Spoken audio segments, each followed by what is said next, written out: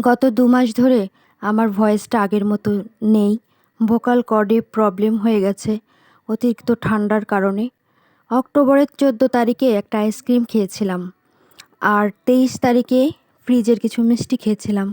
সেই খাওয়া আমার জীবনে যে এত বড় সর্বনাশ হয়ে যাবে আমি কখনো ভাবিনি। আমার এখন আগের মতো ভয়েসটা নেই। কথা বলতে মানে আগের মতো সুন্দর করে কথা হয় না। কবিতা পাঠ করতে পারি না। আর কথা বলা এখন একটু স্পষ্ট এসেছে কথায়। তবে ডক্টর দেখিয়েছিলাম, ডক্টরের ট্রিটমেন্ট নিয়েছি। তো মোটামুটি আগের থেকে অনেকটা ইমপ্রুভ করেছি। তবে যেইসব খেতে হয়, এইসব খেতে যে আমার কি খারাপ লাগে! এগুলো হচ্ছে লবঙ্গ, গোলমরিচ, আদা, এলাচ আর হচ্ছে তালমিছরি। তো এগুলো খাই। এগুলো খেলে আ খুব উপকার পাওয়া যায়। আর সাথে হচ্ছে কাঁচা লবণ খাই। তাতে গলাটা বেশ আগের থেকে ইমপ্রুভ হচ্ছে। দেখা যাক আরও ইমপ্রুভ হওয়ার জন্য ঈশ্বর যেন আমাকে কৃপা করে। আর অনেকেই আশীর্বাদ করেছেন, অনেক ইনবক্স দেখলাম। ধন্যবাদ আপনাদের। এই ২ মাস ধরে আমি যে কতটা কষ্টে আছি কি বলবো! তো গত মাসে আমার পরীক্ষা ছিল, সেইজন্য আমার বাড়ি থেকে কলেজটা অনেক দূরে যেতে হতো। অনেক ঠান্ডা লাগতো তখন। গাড়িতে যেতাম, আসতাম। তো এত খারাপ অবস্থা ছিল, আমার কথা একদমই বোঝা যেত না। আমি কোনো রিক্সা বা অটোতে ওঠার জন্য যে আমি আ ফরিদপুর মানে ফরিদপুর যাবো বা ময়নদিয়া আসবো বা আমার অনার্স শাখায় যাবো আমি, এই কথাটা আমি ওনাদের বোঝাতে পারতাম না। এতটাই খারাপ অবস্থা গেছে আমার তখন।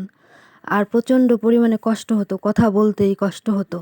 তো সেই ব্যাপারটা থেকে ইমপ্রুভ করেছি।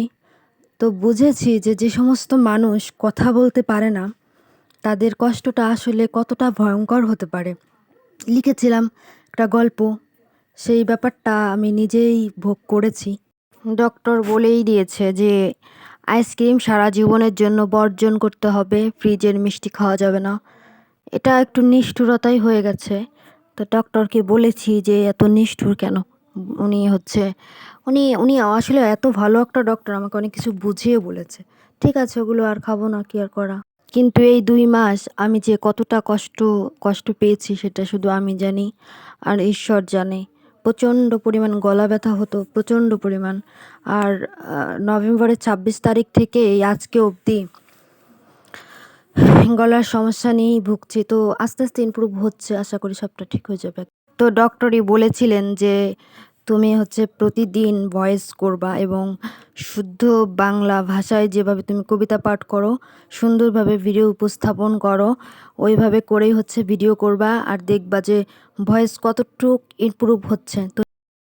তো সেটাই করছি, প্রতিদিন ভয়েস করি। তো ঈশ্বর যেন আমাকে খুব তাড়াতাড়ি আমার পূর্বের ভয়েসটা ফিরিয়ে দেয়, যাতে আমি কবিতা পাঠ করতে পারি, কথা বলতে পারি।